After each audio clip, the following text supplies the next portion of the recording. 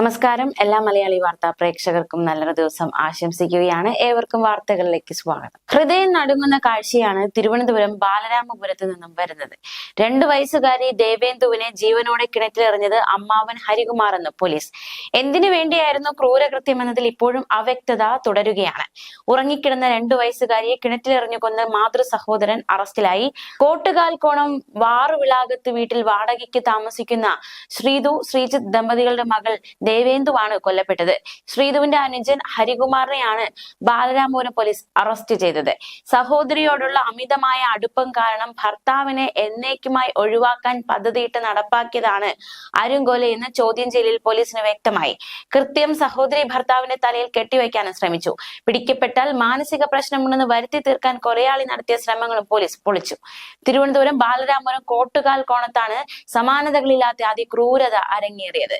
ചോദ്യം ചെയ്യലിന് ശേഷം ശ്രീധു, ഭർത്താവ് ശ്രീജിത്ത്, ശ്രീധുവിന്റെ അമ്മ ശ്രീകല എന്നിവരെ പോലീസ് വിട്ടയച്ചു. വീട്ടിലുണ്ടാകാവുന്ന സംഘർഷം മുന്നിൽ കണ്ട് ശ്രീധുവിനെ മഹിളാ മന്ദിരത്തിലേക്ക് മാറ്റി. ഹരികുമാറിന്റെയും ശ്രീധുവിന്റെയും പെരുമാറ്റവും മൊഴികളിലെ വൈരുദ്ധ്യവും തിരിച്ചറിഞ്ഞ പോലീസ് ഇരുവരുടെയും വാട്സാപ്പ് ചാറ്റുകൾ പരിശോധിച്ചതാണ് വഴിത്തിരിവായത്. എന്നാൽ കൊലപാതകത്തെക്കുറിച്ച് ശ്രീധുവിന് അറിയില്ലെന്നാണ് പോലീസിന്റെ നിഗമനം. എന്തെങ്കിലും പങ്കുണ്ടെങ്കിൽ ശ്രീധുവിനെയും പ്രതിയാക്കാനുള്ള പരിശോധനകളാണ് പോലീസ് നടത്തുന്നത്. ശ്രീധുവിന്റെ അച്ഛൻ മരിച്ചതിന്റെ 16-ാം ദിവസമായിരുന്നു ഇന്നലെ. അതിൽ പങ്കെടുക്കാനാണ് ശ്രീജിത്ത് തലേദിവസം അവിടെ എത്തിയത്. ഈ തക്കം നോക്കി കൊല നടത്തുകയായിരുന്നു ഹരികുമാറിന്റെ ലക്ഷ്യം.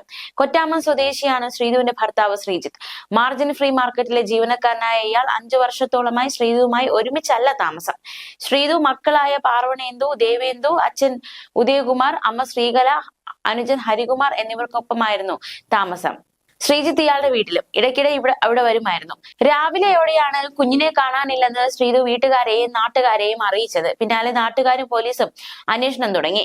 ഇതിനിടെ സ്ഥലത്തെത്തിയ ഡിവൈഎസ്പി ഷാജി വീട്ടുമുറ്റത്ത് കിണർ പരിശോധിക്കാൻ ഫയർഫോഴ്സിനെ വരുത്തി. പരിശോധനയിലാണ് മൃതദേഹം കണ്ടെത്തിയത്. കുട്ടി അച്ഛനോടൊപ്പമാണ് കിടന്നതെന്ന് അമ്മാവനൊപ്പമെന്ന് അമ്മയും പറഞ്ഞു. എന്നാൽ കുട്ടി അമ്മയ്ക്കൊപ്പമായിരുന്നുവെന്ന് അച്ഛൻ ശ്രീജിത്ത് മൊഴി നൽകി.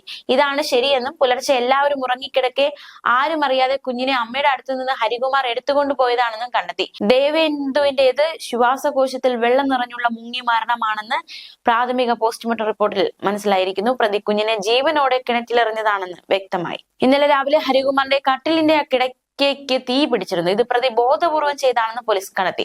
കൂടാതെ വീടിന്റെ പിറകിലുള്ള ഷെഡിലെ കനം കുറഞ്ഞ കമ്പിയിൽ 3 കയറുകൾ കുരുക്കിട്ട നിലയിലും കണ്ടെത്തി. ഇതും ഹരികുമാറിന്റെ കുബുദ്ധിയായിരുന്നു. തുടക്കം മുതൽ കൊലപാതകമെന്ന സംശയത്തിൽ ഉറച്ചാണ് പോലീസ് നീങ്ങിയത്. പ്രാഥമിക മൊഴികളിൽ പൊരുത്തക്കേടുകൾ നിറഞ്ഞതോടെ അമ്മ ശ്രീധുവിനെയും അച്ഛൻ ശ്രീജിത്തിനെയും മുത്തശ്ശി ശ്രീകലയെയും അമ്മയുടെ സഹോദരൻ ഹരികുമാറിനെയും കസ്റ്റഡിയിലെടുത്തു. വെവ്വേറെ ഇരുത്തിയുള്ള ചോദ്യം ചെയ്യലിലും മൊഴിയിൽ വൈരുദ്ധ്യം കണ്ടെത്തി. പലവട്ടം പോലീസിനെ വട്ടം കറക്കി ഒടുവിലായിരുന്നു അമ്മാവൻ ഹരികുമാറിന്റെ കുറ്റസമ്മതം. കുഞ്ഞിനെ കൊന്നെന്ന് സമ്മതിക്കുമ്പോഴും എന്തിനെന്ന ചോദ്യത്തിന് ഉത്തരമില്ലായിരുന്നു. അന്വേഷിച്ച് കണ്ടുപിടിക്കാൻ ഹരികുമാർ പോലീസിനെ വെല്ലുവിളിച്ചു. അമ്മ ശ്രീധുവും സഹോദരൻ ഹരികുമാറും തമ്മിലെ വാട്സ്ആപ്പ് ചാറ്റ് അടക്കം പോലീസ് ശേഖരിച്ചിരുന്നു. ന്യൂസ് ഡെസ്ക് മലയാളി വാർത്ത.